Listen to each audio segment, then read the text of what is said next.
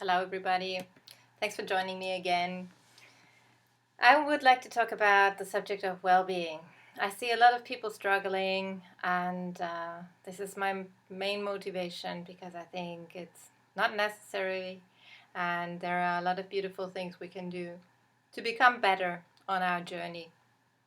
And one of the main subjects is well-being. A lot of us put well-being off to a later moment, for example, at the end of the day, or hanging out after work, or putting it off after, for example, a long succession of unfortunate circumstances, or, for example, healing an illness. So we sort of focus on well-being after that, what we have to do in our daily lives.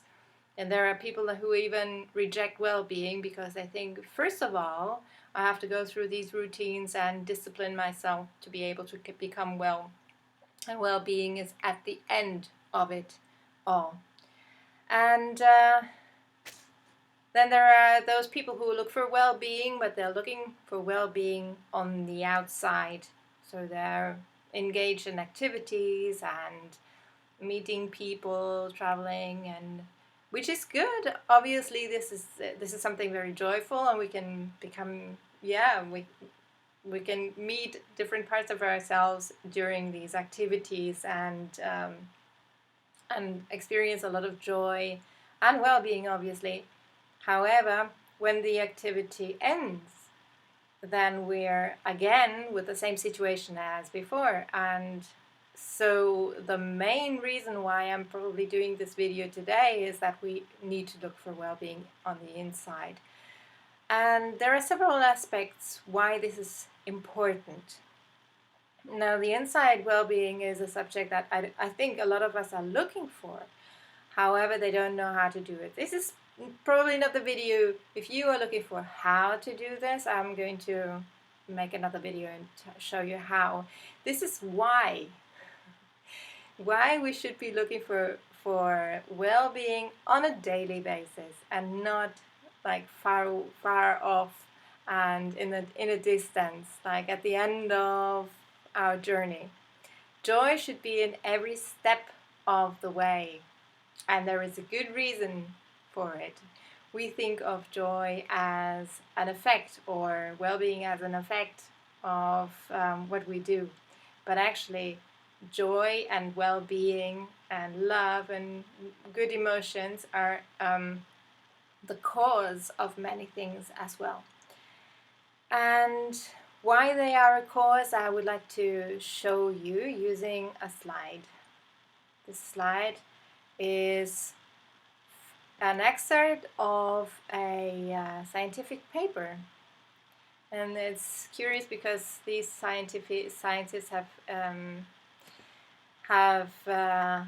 focused on the emotions, and it's very interesting because they were looking at the different emotions. This is just a short explanation. This scientific paper is actually in English. However, here you see the Spanish version because I was using this slide for my presentations back in a few years ago when I was doing talks regularly on the biology of the emotions. So here you see all the emotions. I'm going to do a quick translation for you. When you look up the paper, I'm going to link this in the description box below. And when you look up the paper, you will see it's all in English. So you'll see this image and you can look up the different emotions. Just quickly, this is rage, fear, disgust, this is happiness, sadness, this is surprise and probably shock, neutral. This is envy, shame, pride, despise, depression, love, although this could be much stronger in my opinion, love, and anxiety. Okay, so the main aim of this paper was to see where the emotions are lodged in the body. However, what I would like to see first of all is the energy, and that there are different parts of the body with different emotions. You probably all heard about the emotional scale, and I want to pick up on that. The emotional scale has emotions that are above neutral and there are emotions below neutral. And as you can see now, here are some very obvious aspects of emotions below neutral, although neutral is quite cold also. So these are all below neutral. Okay, so the lower part of the emotional scale, and then above the emotional scale, although I think that there are not enough emotions from higher above. So these are all actually negative, most of them, except for joy, happiness, and love. What you can see most of all is the different gradients of colors, and you can see that there are parts of the body that are cold in blue and dark colors, and there are parts that are hot or warm with red and yellow. Now the yellow is the hottest of it all, and the light blue is actually the coldest of them all. So you can see here. Okay, this is the hottest, and this is the coldest color. So neutral is somewhere here. It's not an adequate color, however. This is what they did in the paper. Now, the demonstration I want to give here with this paper is that you can see that there are more or less energy distributions in the body.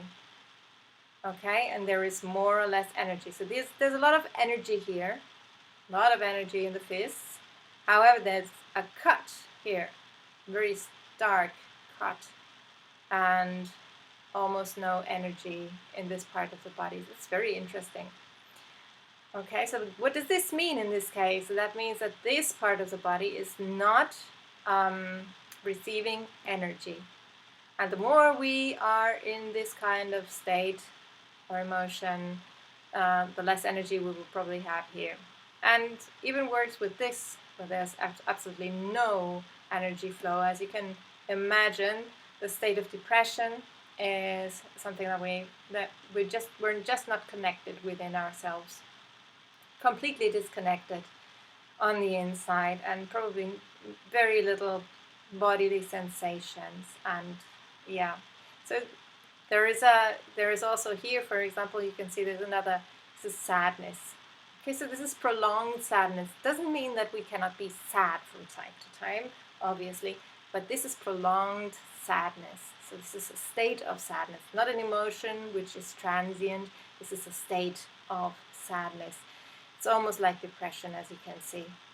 So there is a stark difference. Is the heart is receiving energy or generating energy, and there's energy in the head. However, there's this very stark cut here and absolutely no movement or no energy flow here in the extremities. And what I want to demonstrate here is that the flow of the energy sort of is impeding, or the lack of flow of the energy in certain parts of the body is impeding the integration of that part of the body and the recovery of whatever that sensation is. And the energy distribution in the body, like this, for example, is a powerful and recovery energy. Let's say, for example, you are healing from an illness. Okay, so let's say you have an illness. Now, the most likely thing is that you will have an illness according to the energy flow in your body. Now, I don't want to pick any of those emotions, and I'm going to go back to my picture now. I don't want you to get stuck on the idea that you are too angry or too sad or whatever. However, the emotional state talks about, let's say, or can demonstrate where in the body there is a lack of energy flow, because the lack of energy flow is not only just energy, it's also physical. There is blood flow, there is tissue recovery or regeneration, there is cell breathing, there is DNA, and you know, probably most of you know, that DNA can be altered due to our state of mind, due to our emotional state as well. So the point here is that when we are in a state of well-being, let's say joy, for example, if we are in a state of joy, inner joy, not outer joy, inner joy, then healing is much more efficient because that energy can flow within the body. And even though there are parts of our body that might not receive the energy at first, but we can learn to integrate these parts of the body and then send healing and energy into that area and reconnect those parts of the body with ourselves. So healing is much easier in a joyful and well-being state. And this also influences very much our thoughts. So our bodily sensations get integrated and our thoughts brighten up and we rise on the emotional scale. So this is actually one of the greatest points that I want to make. And please keep in mind that whenever there is inner balance and there is inner integration, then there is healing, then there is connection, there is compassion, there is love, and there is the capacity to integrate more and more of the cosmic energies that are coming in. There is less suffering, there is less pain, there is less trauma, less karmic load. All these things are much easier to work through, you could say, and recover from when we are in a joyful state. So well-being is really, really important, not just in the long run, not at the end of the tunnel, and not as a pastime, but on the inside, true well-being. And you can generate that. I'm going to do some more videos to show you how to do that, but there are so many great videos and meditations out there. Do look for them and see what it can do, what it can do for you. However, before you go, one more thing. Now, when we rise on the emotional scale, so you know about the emotional scale, and you know that when we rise on the emotional scale, and it affects our thoughts, and it affects our energy, and it affects our vibration, and our higher senses, what happens? Well, we nourish the energy field around us. And then something very magical happens. We change our circumstances. Why does this happen? I've seen this so many times. It's just amazing. Somebody changes something on the inside. Might be something small, but then it clicks into place. Energy starts flowing. We start releasing trauma, and then something happens on the outside that improves the situation of the person drastically. Something changes. Let's say something that was bothering the person in their workplace does not happen anymore for some reason. Why is that? Well, it's the law of cause and effect. The law of attraction. It's manifestation. You manifest what you feel on the inside. It has to be realized on your outside as well. So this is something to keep in mind. There is other things, for example, that happen in your body that are even now, well, a lot of people are talking about is, for example, your DNA changes. Did you know that your DNA changes when you create a different reality, and you create that reality on the inside and creates a different circumstances on the outside? You completely change. You reprogram your brain. You rewire your brain. You become a different person, actually. Now, that's not going to happen overnight, evidently. However, step by step, this can be implemented into your life. And it's very good to look for a practice that will actually bring you well-being. And another thing, last but not least, a lot of talk about timelines. When we are on the higher levels of the emotional scale, we are in bliss, in well-being, in love, in compassion, then we also shift in timelines, and we choose the higher timelines, not because we choose, because we willingly choose, just because we automatically glide into them. There is no way we stay on the lower timelines. No way. They are just not for us. They don't vibrate with us. When we are on the higher timelines, we have a better feeling. We automatically attract that which is good for us. Okay, so even more motivation to feel well right now. How to do that?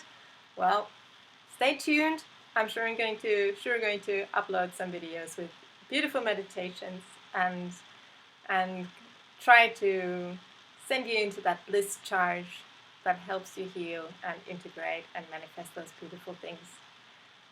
Thank you very much for listening, and I hope this was helpful, and see you next time. Bye for now.